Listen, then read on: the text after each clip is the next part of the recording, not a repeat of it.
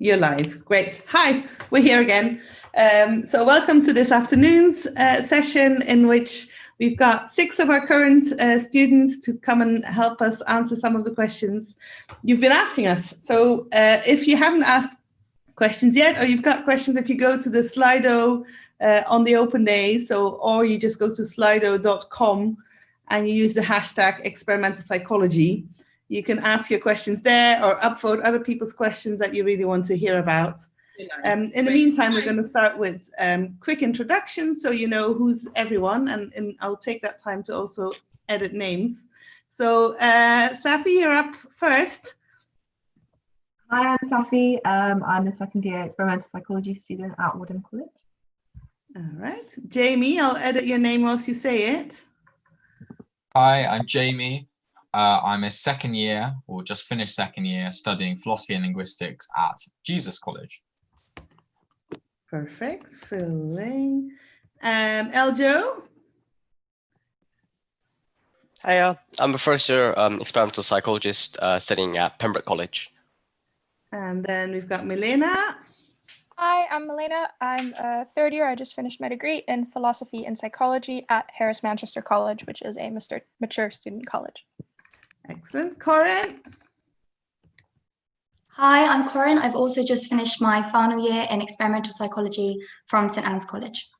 And then we've got Harveen. Hi, I'm Harveen. I'm a first year studying psychology and linguistics at St Hilda's. Perfect. Great. So the first question we were going to ask is, what was your biggest surprise upon starting the course? And maybe related to that, what advice would you give to future applicants or your younger self? So Harveen, shall we start with you? Oh, okay. We can take someone else. I think I have an answer. It's all right. Yeah, so basically my biggest surprise was probably the fact that people did work, and this kind of relates to the some of the questions that have been asked, but did work in the summer before year started. And I think something I'd like to stress is that that's not necessary, because it stressed me out in like Freshers Week, and I was like, oh no, I'll be behind, but I definitely wasn't. Everything was all right.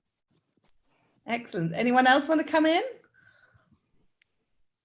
Sure, why not?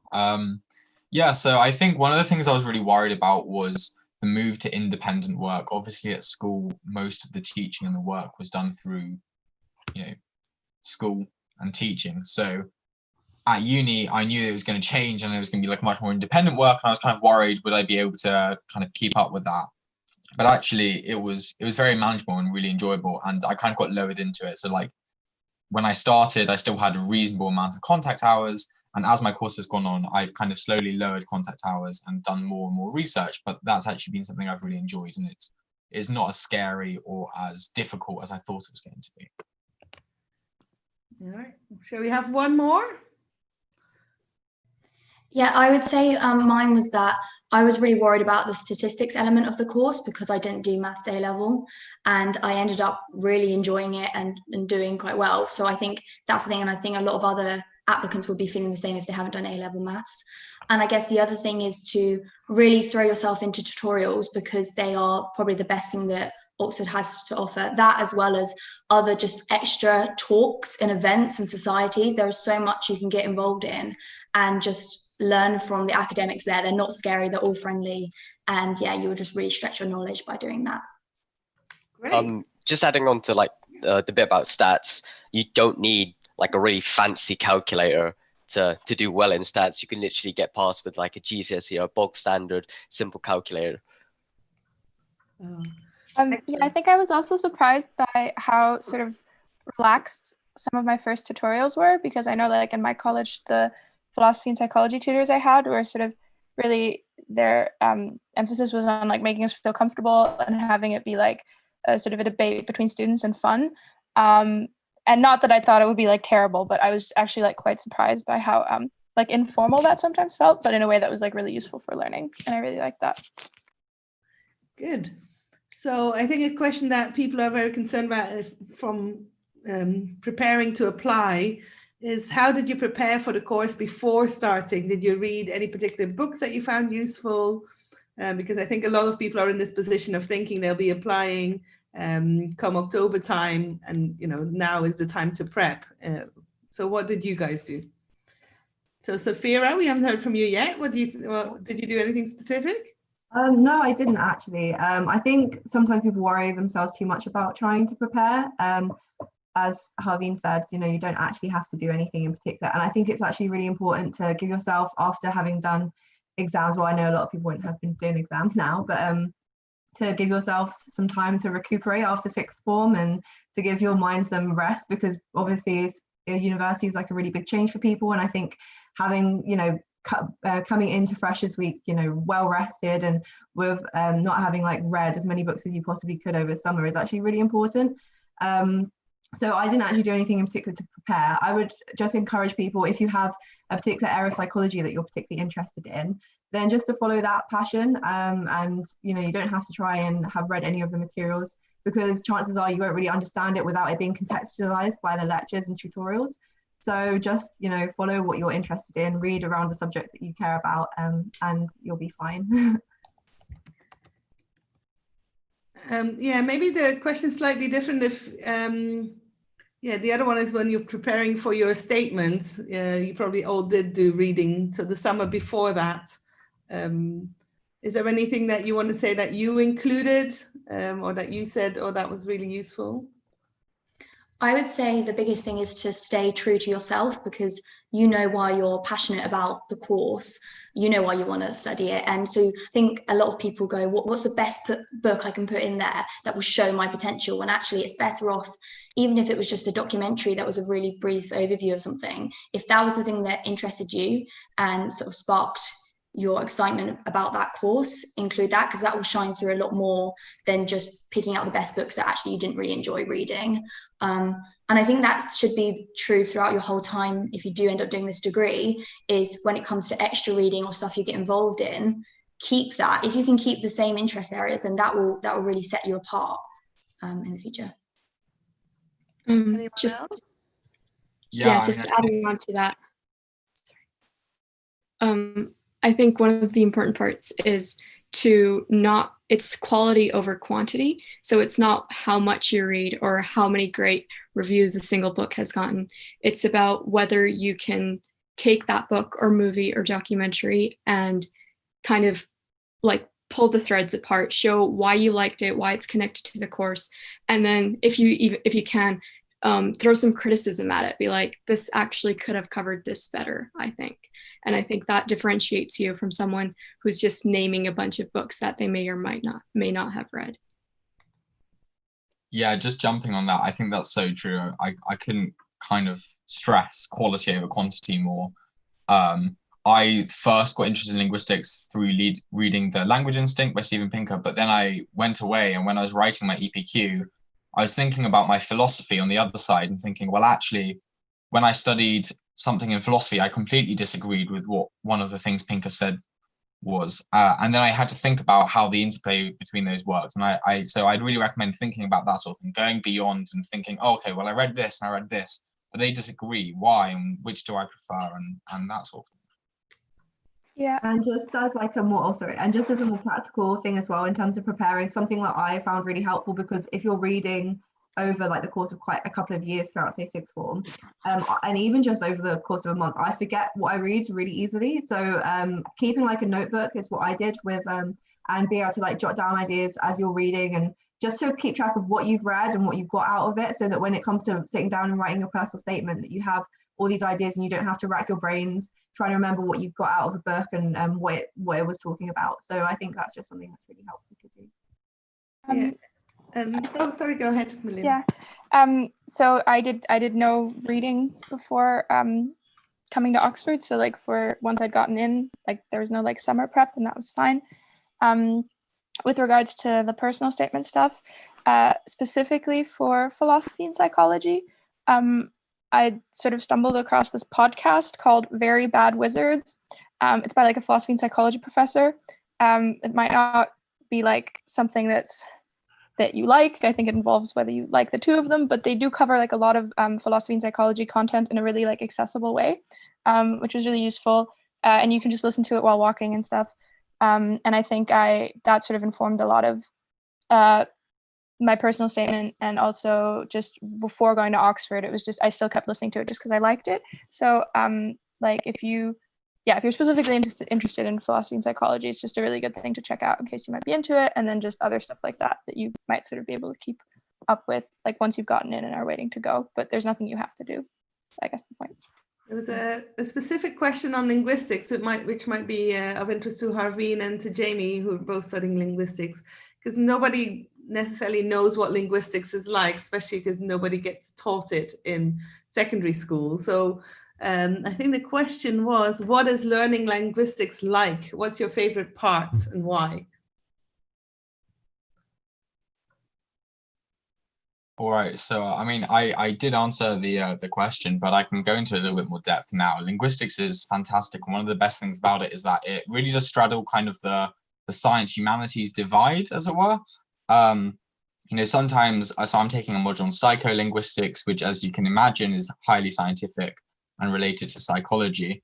But we also did a paper where we kind of looked at the historical and philosophical underpinnings of linguistics as a subject. So we looked at, you know, the development of the alphabet, and European structuralism, and all of these fun things. So it's a bit of both, and I've really enjoyed that. To pick one thing that I've really enjoyed, like above everything else, is thinking of linguistics as like a window into the mind. So thinking like how it can tell us about what's going on up here, which is really interesting, and how to have a scientific endeavor which tells us about this. So I've done that in philosophy and I've done that in linguistics, and that's been really interesting. Basically the same as what Jamie said, actually.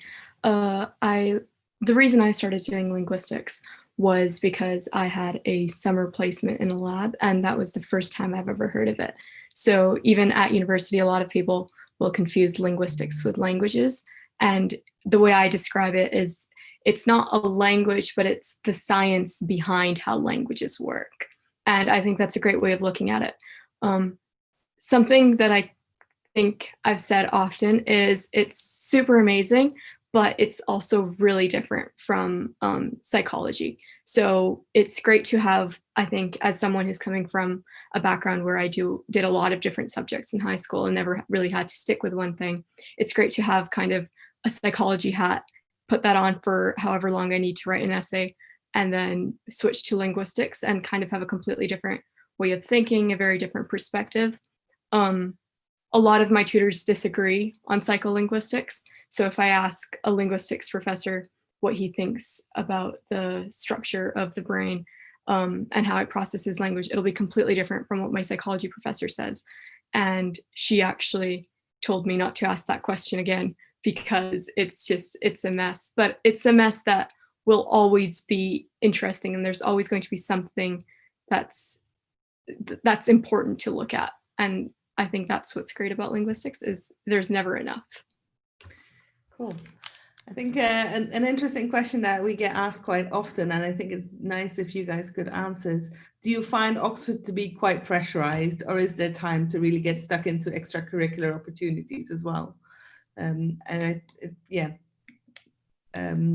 anyone want to go first? Sophia, what's your view on this? Yeah, obviously Oxford is really known for its high workload, and I think it's just kind of all relative. Like when I was hearing about students at other universities and how they only had like a couple of essays a term, and then I had a couple of essays a week and a problem sheet in first year, I was a bit like, wow, like but then you actually get really, I don't know, I think it just comes kind of naturally to you after because you don't know anything differently, like you just kind of get used to the pace of it, so it becomes like the new normal to you. Obviously it can be quite difficult for some, but I think you've got a lot of support, you know, with the tutors and that kind of close contact system, and it really is just kind of what you make of it. Like as with anything, it's about how you organize your time. I found that there was a lot of opportunities to get involved in other things. So I was doing sort of college sports, and I in second year took up a university level sport as well, which had training twice a week and a match as well. So I found it fine to do, to be honest. And I think it is pressurized in the sense that obviously there is a big emphasis on workload, and you compared to other unis who have a high workload, but there's also opportunity to get involved in so much. And I think one thing that surprised me about Oxford, as a whole, is just how much there is going on all the time in the city. And it's like, just, you can get involved in a ridiculous amount of things. So you shouldn't, if you try to organize your time well, you shouldn't ever have like a boring evening or afternoon. Great. Yeah. Eljo, yes. What are you doing for your extracurriculars? Extracurriculars. Yeah, I was just going to say about like Freshers Week and just trying new things out. When specifically in Freshers Week or the weeks after Freshers Week, you have plenty of time to figure out what you want to do or what you want to take up extracurricularly. In second term, I really tried to dive in and get stuck in and doing some extracurriculars, and then I looked at doing mixed martial arts. And so the MMA club is quite a recent club, and they were training around 6 times a week, so it's quite high, but also it was relatively easy to manage it alongside the workload, because the timings of the sessions were quite flexible, and you could literally, there was no obligation to go to a specific training session. So then like managing workload with extracurriculars is definitely possible, and then it's just a case of basically trying to find what you're interested in and what you want to carry on. Yeah, someone else want to talk about how they're combining workload and fun? Yeah, I would say that pressure from tutors I never found was that much at all. If anything, like, your tutors are there to get the best out of you and to enjoy a conversation about a topic that you both enjoy. So I never found that was hard. The workload is high and everyone knows that, but like you say, if you structure your time, that it should be manageable. And if it becomes unmanageable, then speak out to someone, whether that is to a tutor or to like a welfare member of college. Like, there is support there. You're not going to be left to breaking point. That should never become a thing. And I would also say one thing I think maybe in first year more is maybe more pressure around being with other students, because it's lovely living in a college with so many different degrees, but you might have someone in first week that goes, oh, I have 2 problem sheets and an essay due, and you might have nothing. So there's a lot of comparison between other subjects, which can be wrong when it is different for different reasons. So I would try not to compare yourself too much to other students, because that can cause unneeded pressure, and just enjoy your time there as much as you can. Yeah, just jumping in on that. One of the extracurricular activities I've actually been doing for the past about a year is that I'm welfare rep at Jesus College. Which means I look after the welfare of other students. And the one thing I do see is that when students do feel pressurized, it tends to kind of be internal pressure. They're kind of putting it on themselves, maybe because they're comparing to other students or to what they think the model Oxford student is. And actually, personally, and from what everyone else is saying, I feel like the university, the department, and the college and the tutors tend not to put very much pressure, if any pressure at all, on. So I think it's just really important to remember that, like, there's no like perfect student. Some of my friends are in the library very, very early in the morning. I don't really work in the morning. And so there were points where I was a little bit stressed about that, but actually I've learned really that I work in my way. And so I've really taken the pressure off myself, which is, I think, really important. With regards to the extracurricular activities, I mean, I know from personal experience, you can do everything. I've done journalism, creative writing, orchestras. As I said, I was welfare. I've done charity stuff.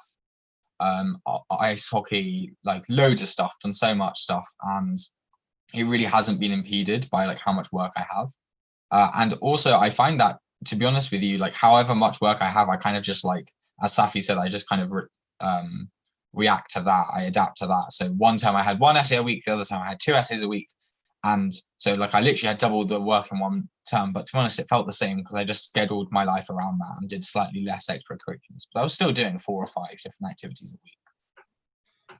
So what I would just add to that is that I know in my first year, I was so concerned with performing well academically, and I really wanted to push myself, which meant that I didn't really join anything in terms of extracurricular.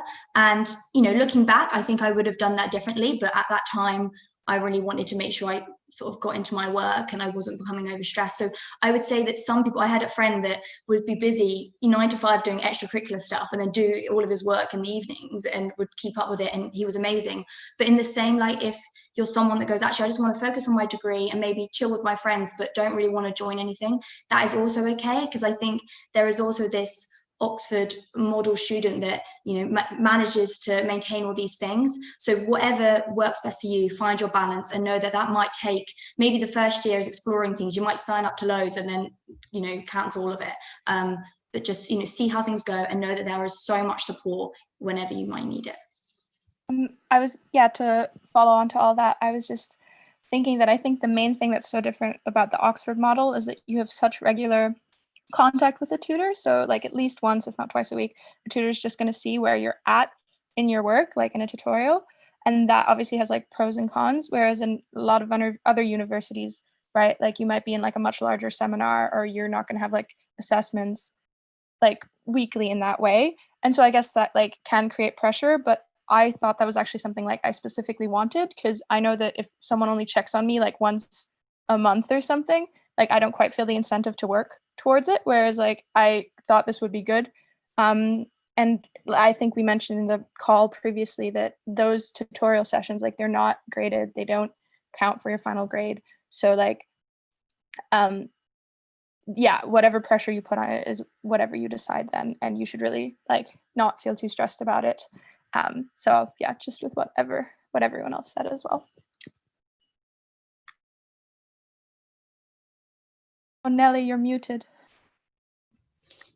There's a further comment just coming in saying, I love doing charity work. Is it easy to initiate events at Oxford and get involved with this sort of thing? Have any of you done charity stuff, either for college or anything else? Sure. I mean, before I was welfare rep, I was charity rep at Jesus. So I spent a lot of time working with Oxford RAG, which is Raise and Give, which is really good. But there's also loads of access things. So Schools Plus, Into University, Zero Gravity is a new one being launched. There's loads of stuff there.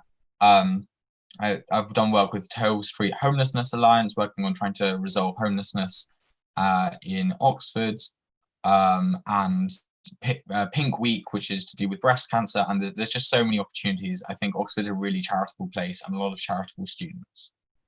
Yeah, just to add to that, I do the Lloyd Scholarship, and as a requirement for that, you have to do a certain quota of volunteering.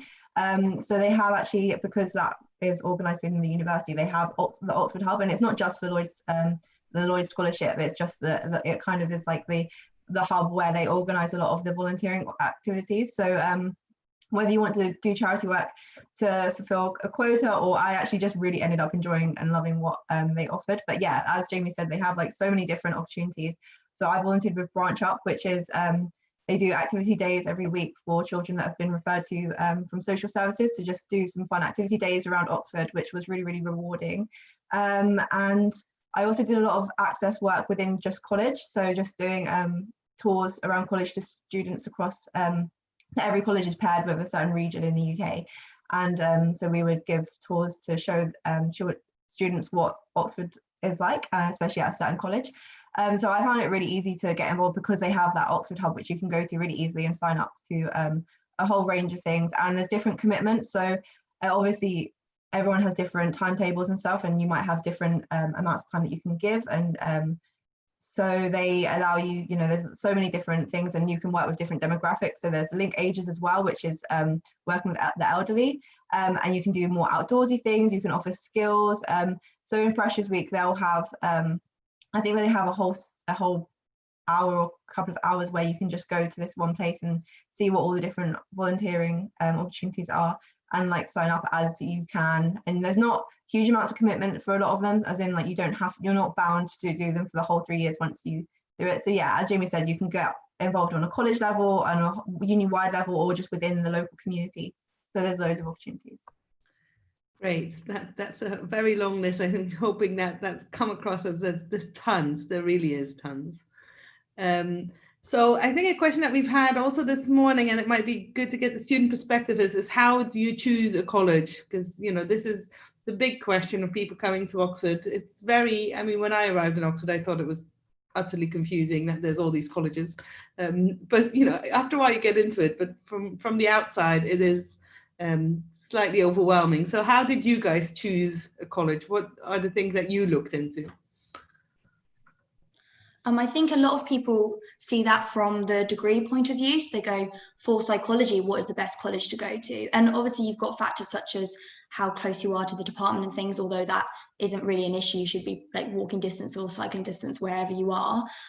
There is also, you can look at the academics that are at the college. And for instance, if you're interested in one specific area, if you might be really interested in neuroscience, it might be quite nice to have a personal tutor that you see often that works in that area because you make links there. But I would say more so your college dictates your university experience in terms of, so do you really like the traditions? Would you like the thought of wearing gowns to dinner? Because some colleges do, some colleges don't. A really big factor is stuff like kitchen access, and does the college offer accommodation for 3 years or 1 or 2? Because they're really, really big. So I would look at that kind of stuff more than maybe related to your degree, because you will have tutorials at most colleges and you'll have lectures outside of college. So really in terms of your degree, it doesn't make too much a difference. I don't know what anyone else has to add. Yeah, I totally agree with that. I mean, I think what you can remember is that you're living for at least half a year in this college for 3 years. So this isn't like, I don't know, maybe choosing a school or something where you're going to be able to go home and live at home. This is where you're actually living. So you need to think about things like food. So we didn't have kitchens in first year, which I didn't realize, which was not great for me. But then in second, third year, we did have kitchens. So thinking about food, accommodation, location, but more than anything, really the community and the feel. It's slightly more difficult to get an understanding of that virtually, but I would encourage you to go and look at the virtual open days at colleges, which are occurring today and tomorrow, and to try and get a feel, because that's probably the most important thing is, are you going to enjoy it? That said, although all colleges are different, I think everyone ends up really loving their college. And as Nele said earlier, everyone ends up in favor of their college.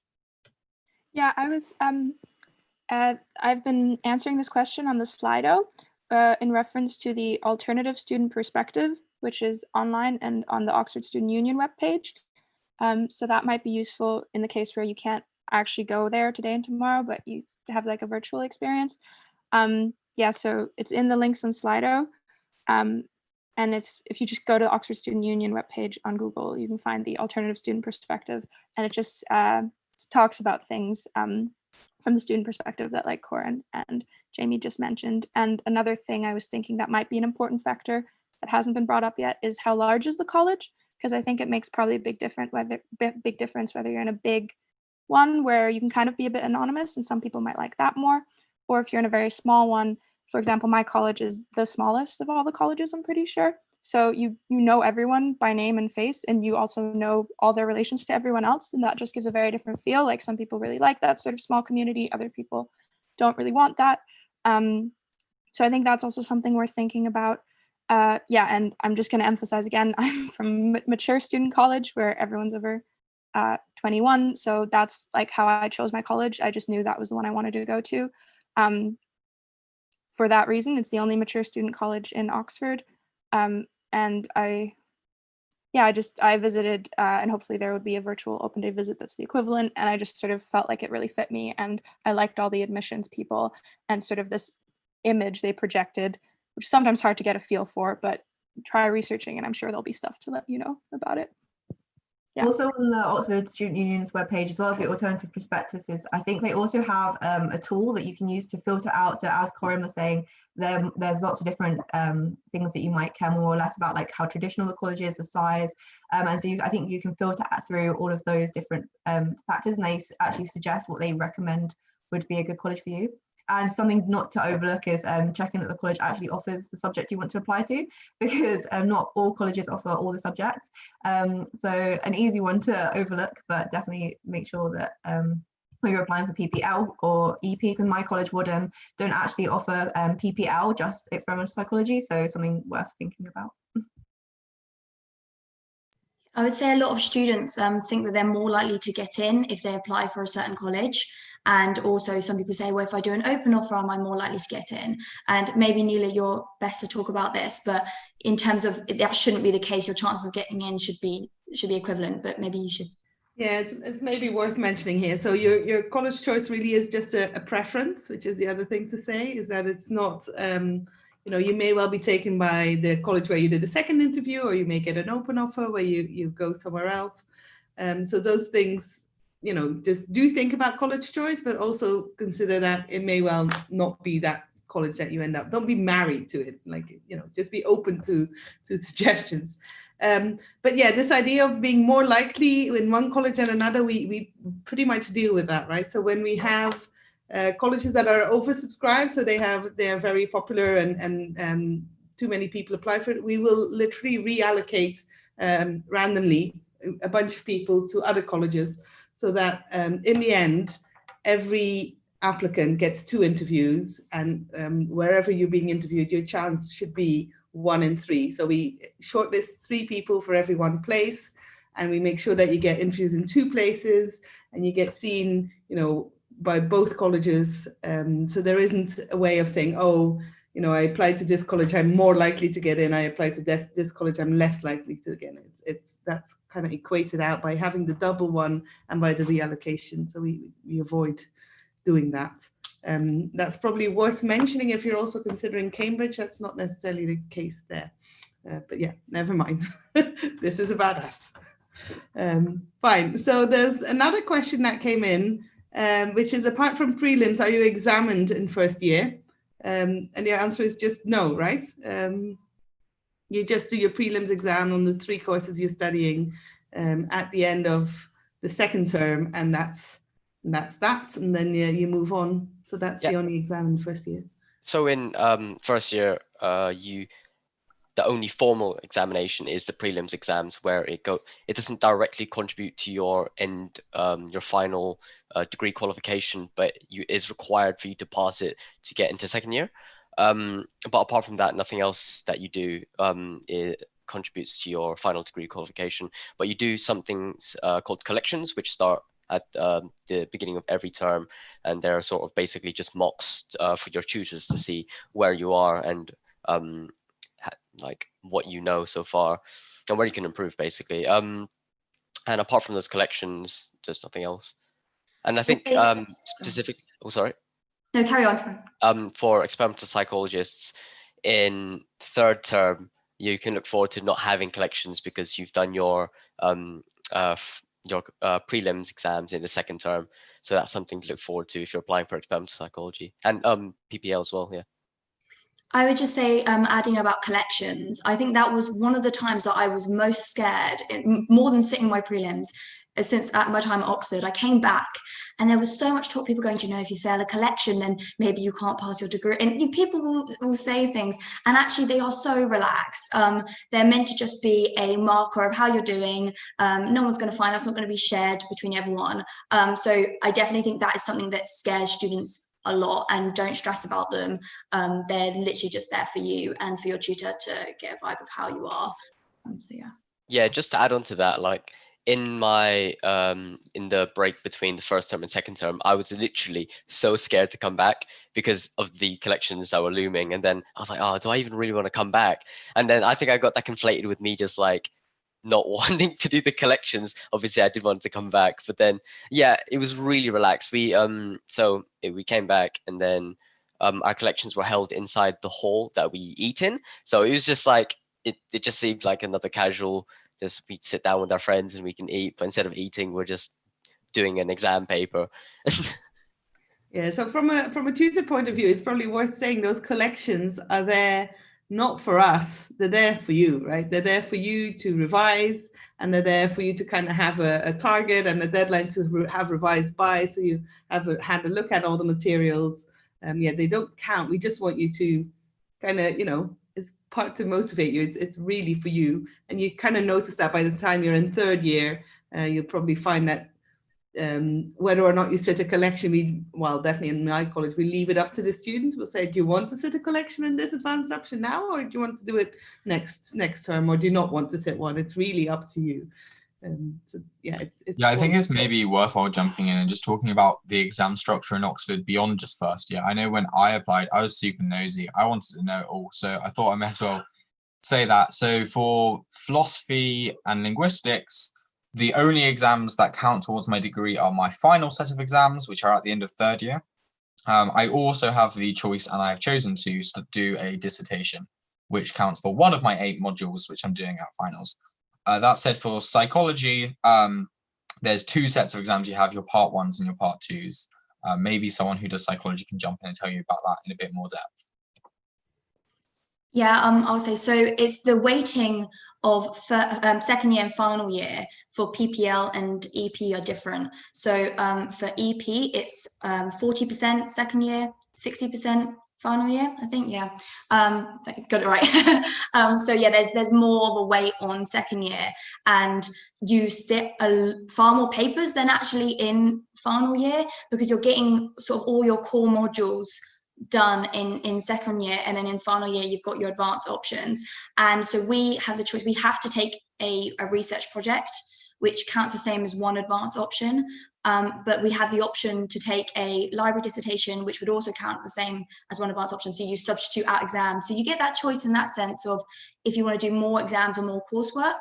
But a lot of people were asking, with the Oxford degree, I think something that's very different to other unis is that it is majority exams. Even if you choose to do a research project and a library dissertation, in comparison to other universities, it might be pretty much coursework. So I think that is something to bear in mind if exams aren't a thing for you.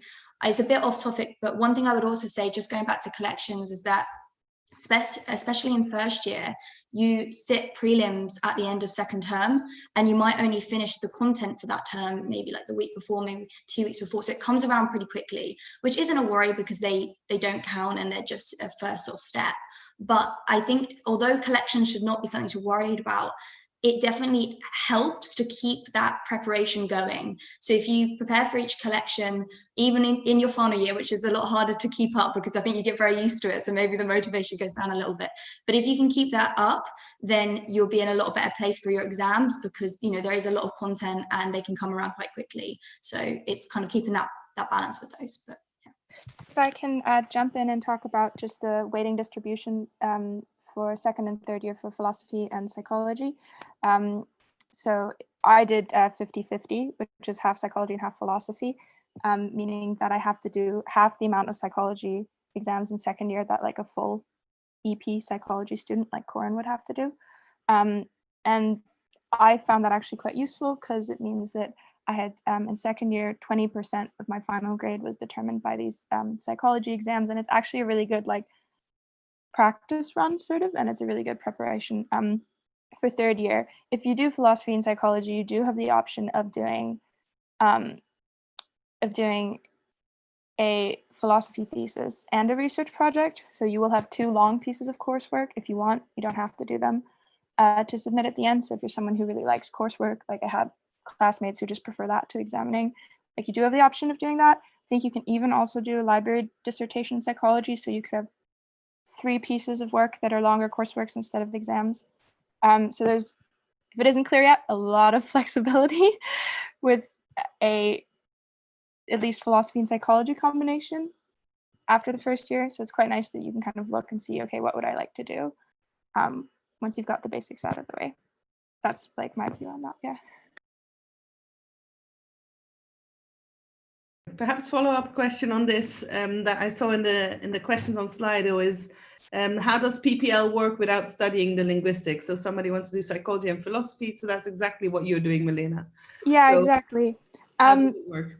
How does it work? Okay, so if you apply for PPL, this is actually, I'm pretty sure any PPL, even if you're doing philosophy and linguistics, you only apply with 2 subjects. So there's going to be no case where you're applying with all 3, because to fit philosophy, psychology, and linguistics into a personal statement would be actually quite hard. So Oxford wants to make it easier for you. So you're just going to apply with 2 of them. And you're also just going to be interviewed on 2 of them.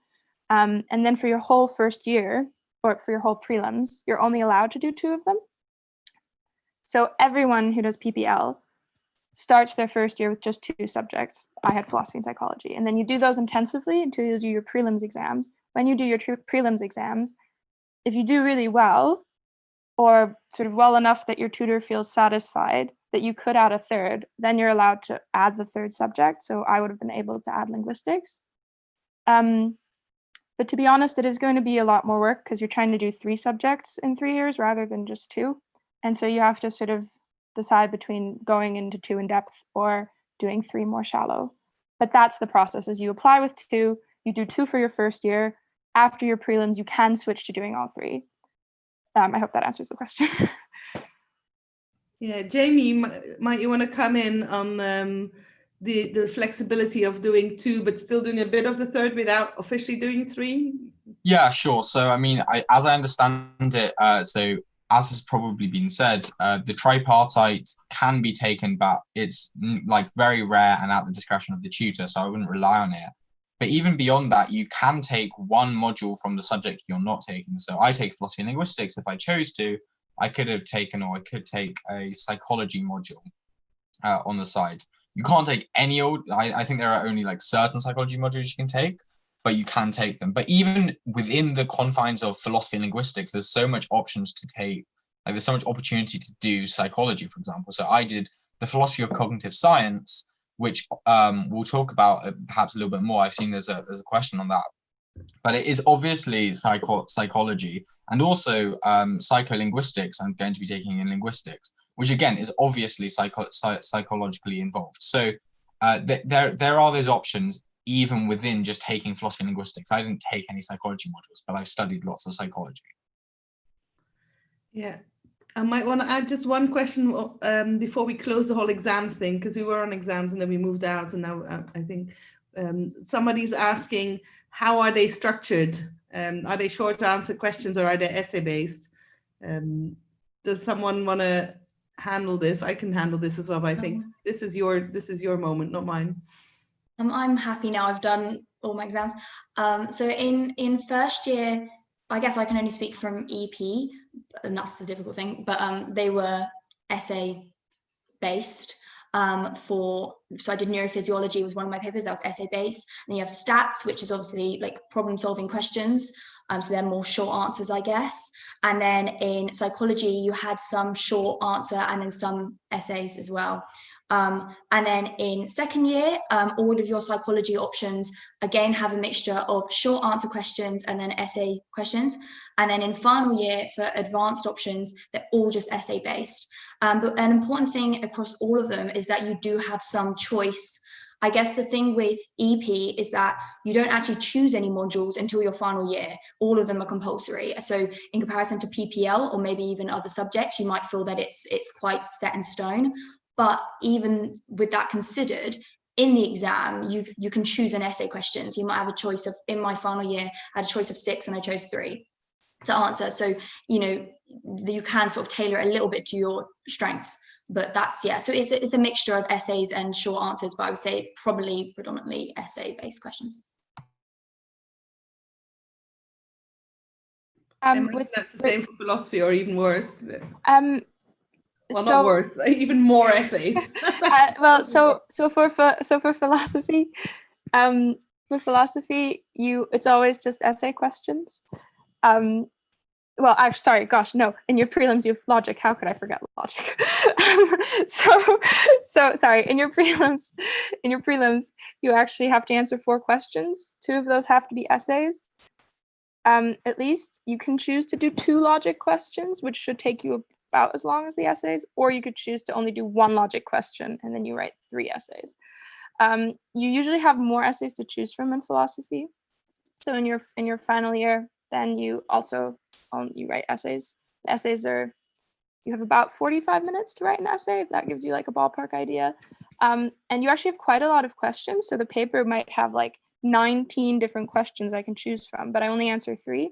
And to be honest, like similar topics come up like most years. So you'll kind of know, okay, there's going to be a question on like the metaphysics of causation. But then it's really like the specific question they ask and the spin they put on it. And they really want you to answer that specific question. So that's sort of the setup for philosophy exams, having done all 3 years of them now. And then there's still linguistics. Jamie or Harveen, what's the exams like in linguistics? Sure. So the prelims exam's kind of a bit of a mix. So the current kind of structure of the exam for prelims, if you're doing PPL, is that there's 1 exam for prelims and 2 of the sections are kind of problem-solving questions, which involve funky diagrams, and the other 2 are essay questions. And then for finals, it really depends on which modules you take, but it's definitely heavily essay-based. But there will also probably be, for some subjects, there will be kind of those funky diagram problem questions again. Great. How science-based is the linguistics part of the course? Where's with linguistics? Do you want to handle that, Jamie, as well? Or is Harveen back? Well, yeah. Harveen's back as well. Sure. I mean, Harveen can take it if she wants, but I've actually got the answer typed up on my computer here. So go for it. Phonetics and phonology and syntax are kind of particularly scientific, I would say, as well as psycholinguistics. And all of those are part of the prelims course that every student studies. So the idea is to get a foundation in all aspects of linguistics. And then, so it is scientific at prelims, no matter what. And then when it comes to finals, you kind of have a choice as to how scientific you want to go. You can basically spend your life in labs if you want. And you can also go to perhaps a little bit more towards essays, but either way, it is going to be scientific. Everyone has to take one of 3 core papers called B1 to B3. Which are in phonetics and phonology, syntax, or semantics. I took semantics, but they are all pretty scientific. I'm also, as I've mentioned, taking psycholinguistics, which understandably is scientific. So the short answer is pretty scientific, but there are still essays. Yeah, just to add on to that. Yeah, sorry. No, I think it's worth thinking about what you mean by scientific, and that the way that you approach scientific understanding of anything, if you mean by experimental, then I think you can say that the entire course is very much based on research and in general linguistics is. But if you mean like general understandings of science, exactly what Jamie said. Yeah.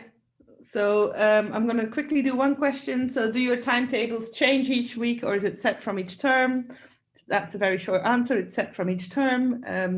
You know, from the beginning of term, this is what's going to happen for the next 8 weeks. So there's no changing timetables. That doesn't mean that every week's exactly the same, but you will know it from the start of term what the different weeks will be like. No, not true for philosophy. No, I was just going to say something about like how online lectures ran this term. So some of our lectures did get moved, specifically the Q&A ones, where people were not quite sure about the material and needed more time to go over it. So then we can reschedule those. So if there'll be like more online lectures next term, or or when people arrive, then sometimes the lectures might get moved around, but usually they are set in stone, and then you know about them like well in advance. Yeah, that's actually good to mention, because so some of the online content. So this term we taught online for lectures, and people could watch them whenever they wanted, which I think was quite appreciated by quite a lot of you, to not have to get up at a certain time. So they are kind of timetabled, but in times of quick change, maybe it wasn't all set from the start. Let's hope we can fix that for next time. Then there's a question about what did I see? I've just lost it. Oh yeah, how much research, for example, research completed by your lectures or tutors, do you get to be involved in? So especially if you're doing EP, how much research do you get involved with, or can you get involved with? So I would say, in terms of get involved with, in terms of learning about, the courses are updated with current research, especially the advanced options. They change each year and they should be up to date with current research. And if an academic is leading that, it will be in their field. That doesn't mean that they're only including their research. That would be quite a bad academic. They're just like, this is all me. But they will probably include some of their research. In terms of, if you mean get involved with, in terms of be part of that process. So obviously in final year for EP especially, you have to do that research project. So that'll be your independent project, but it'll most definitely be related to what that academic focuses on. And maybe it'll be an extension to a previous study or something like that. So completely in that sense. And then I think additional to that, definitely get involved in research internships if you can. If you're thinking about going into a research career, then definitely go for that. And they usually are during the summer. So you might stay in Oxford or go to another university maybe and work in their lab. And whether that's helping out as just sort of an assistant, or maybe you might have the opportunity to complete an independent project as part of that. So I think because, as I said in the previous talk, Oxford doesn't offer a placement year. So in some universities, you have like a sandwich course where you take a year out to work in industry or in a lab. You have to do, if you want to go into research and you're really passionate about that from the start, definitely take our long vacations, because our terms are only 8 weeks, to get involved in other stuff. And if you reach out to an academic that you've known through tutorials or something, they might accept you onto a small placement. So you can, it's up to you. Yeah, I can definitely speak to that as well. So from my experience, like the lecturers and tutors and research project people I met were really quite welcoming actually for taking students on board. Like for my advanced option, for example, which is like your 3rd year specialized psychology module, our advanced option tutor just like sent around an email to all the students in his advanced option, just being like, hi, if you're interested in like research experience anymore or like in my lab, just email me and like I'll let you know what we're working on. And not all tutors do that, so it's definitely worth like shooting them an email and just asking, because if you're excited about their work, like that's going to be interesting to them. And especially for psychology, like it's always useful to have people who like help collect data or like recruit participants and stuff like that. Yeah, and like the same actually with my research project is that I was quite surprised that my my research project supervisor was like, we were just doing like a behavioral version of a study for like my research project, but she wanted to do it for an fMRI, like a neuroscience scanning version of it. And she was like, well, you know all of this, so like we could just like, you could just work on that with us as well. So there's definitely opportunity if you want to get more involved in that. And it's also always useful to talk to your college psychology tutor, like the main person responsible for you for psychology in your college, because they know you the best and they might know what you're specifically interested in. And so they might be happy to just email one of their colleagues and be like, hey, look, I have this student who really likes this. Like, do you think there's one of your PhD students working on something that they might need help with? So proactivity is always good, I guess is the point. Yeah. Yeah, I would just to say to like show that dreams can happen.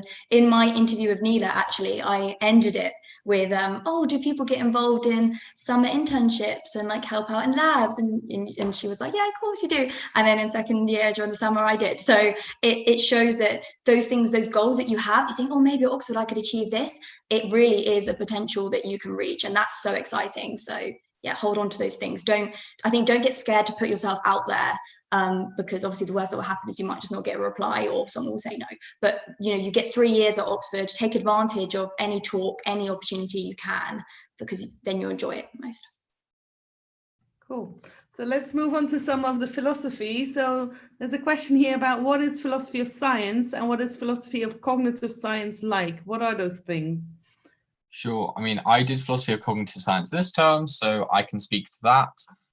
So firstly, they're modules that you can take. There's two, I think there's 3 actually. There's philosophy of social science, philosophy of science, and philosophy of cognitive science. And in addition to that, there are some, I think there might be a beginner's philosophy of physics module open to students as well. So philosophy of cognitive science is about thinking about how we can have a foundation for a scientific project of understanding the mind. This took me to looking at consciousness, looking at the sort of algorithms that underlie deep learning and AI. I looked at delusions. I looked at rational processes. I looked at loads of really cool stuff. It was super interesting. Quick shout out, if you check the Jesus College Instagram, I did a day in the life and I talked through the essay I did and what it was about. It was all about philosophy of cognitive science. You should check that out. Philosophy of cognitive science is really cool if you're doing psychology and philosophy, because it's actually kind of the only module where you're basically doing both courses. This is worth saying that most of these courses are taught very separate.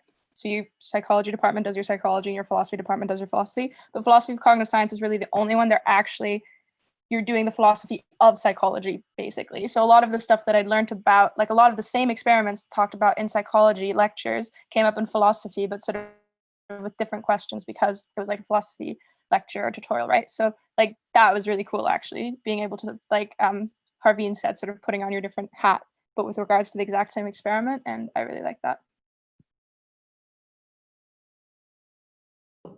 I'll quickly come in on a quick question that I can handle. So we've been asked on our website, it says yearly intake is around 53 for undergraduates. Is this the whole university or each individual college? So this is for EP, it's roughly that number on average for the last 3 years. So this is across the whole university, across the different colleges. So we have 20 colleges that admit to psychology. And so the way it works is that most colleges have places that go to either EP or PPL. So it's like a joint cohort. So there's not this many EP and this many PPL, but the admissions process and the places in college are typically for EP or PPL. So it could be that one college, for example, 1 year has 4 EP students and the next year has 2 EP students and 2 psychology and linguistics students. And then the other year they have 2 psychology philosophy. So these kind of combinations within each college vary. So in total, we make about 100 offers every year. And it's, not everybody comes. So we end up having roughly, 60-40 typically, or 55-35 in terms of EP and psychology and linguistics. But theoretically, we could have a year of only PPL or a year of only EP. We just basically take from that whole cohort. That's not likely going to happen, but theoretically it could. So that's that question dealt with. There's also a question about, I think this is somebody who's concerned that they're only studying one science subject. Did some of you just study one science subject? Did you all have more than one? Do you want to briefly elaborate?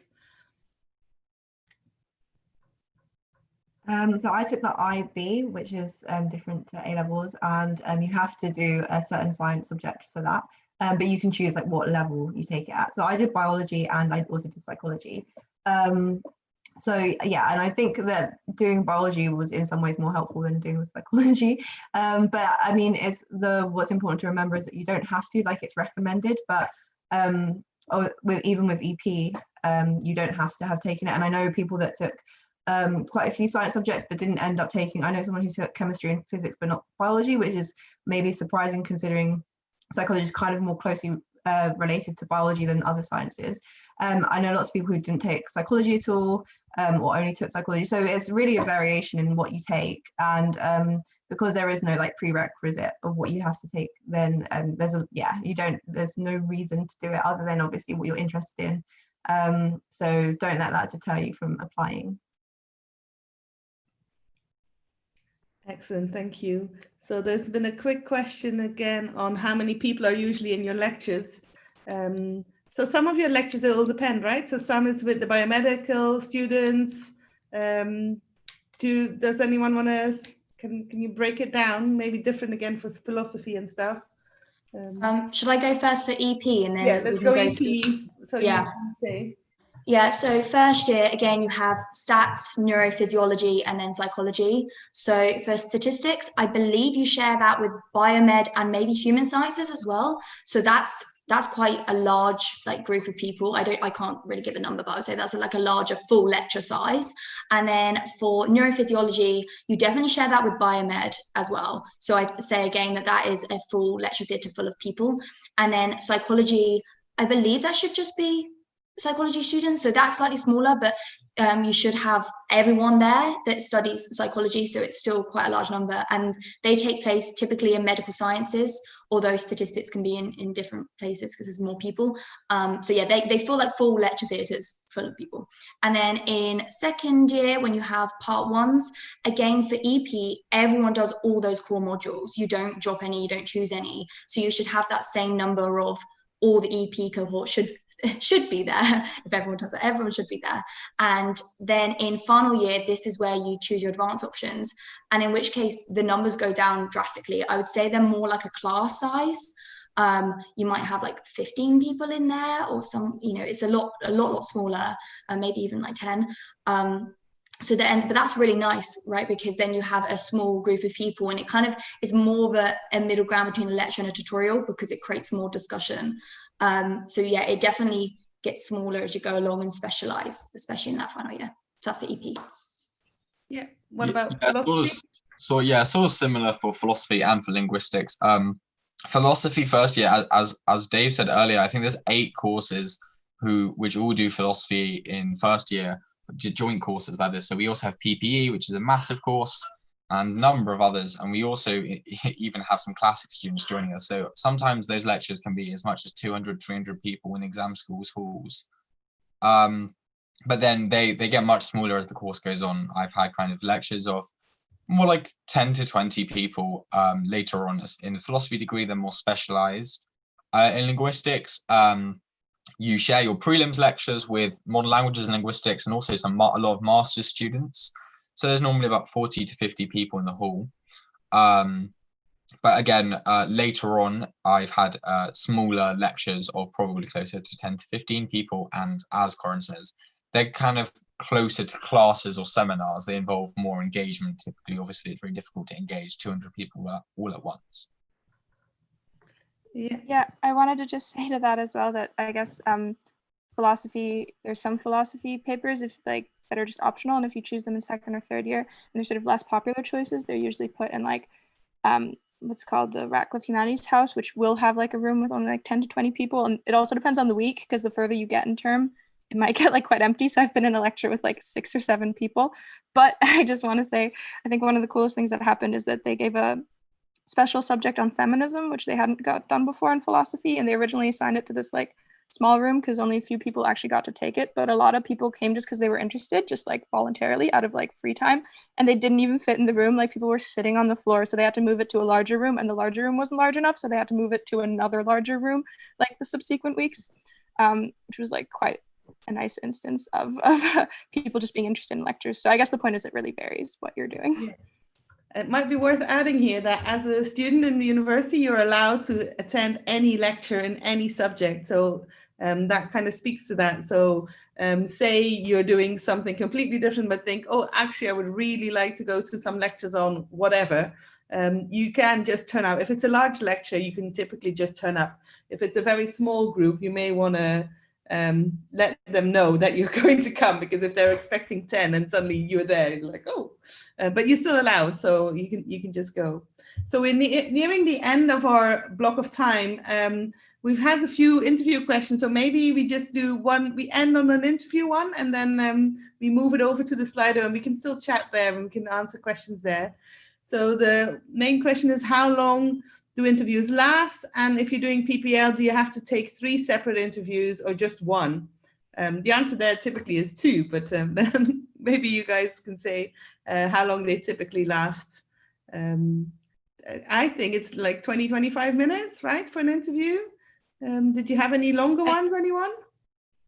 I think since all EP and PPL students do 2 interviews at different colleges, so 2 colleges. And then my first college, Brasenose, actually had me do 3 separate interviews for each part of PPL, even though I wasn't applying for philosophy, but apparently that was just to smooth everything out with the schedule. At St. Hilda's, which was my second college, I had 1 interview with every single, with 3 people in the room. And that was 2 people from psychology and 1 person from linguistics. And so they all got to see the entire thing. I think that lasted around 40 minutes, 45 minutes. And for the individual interviews at Brasenose, those were maximum, I think. They're scheduled to take 20 minutes. Yeah, I imagine that the one you had jointly in St. Hilda's was a double interview, and that's why it probably was 40, because it was and the linguistics one and the psychology one. They just brought it together in one. Maybe something to add is that, sorry, they also do, if I know for linguistics, but maybe even for psychology, they do give you a sheet of paper that they might have you refer to, and they'll give you 10 minutes to look over that as well. Yeah, that's literally what I was going to say. Some interviews might give you some information to look through prior, so it might give you some time outside of the room to sort of look through it and like kind of prep a little bit, but then some might not give that at all, so you're sort of giving it on the spot. You might be giving some material, so that varies. And the separate interviews for PPL, typically you just have interviews for the two you're choosing. So if you're choosing psychology and linguistics, those are the two. If you're choosing psychology and philosophy, those are the two. But sometimes, yeah, things are slightly different. But typically you're just having the two subjects that you're choosing. Right, so I think we're going to take this offline. So we're going to say goodbye to all, but we'll all still be on the chat. So we'll be responding there. And we'll just be typing our responses. It'll just, yeah, that we'll just say goodbye here. Right, so that's it for us. I'm going to end this. See you all.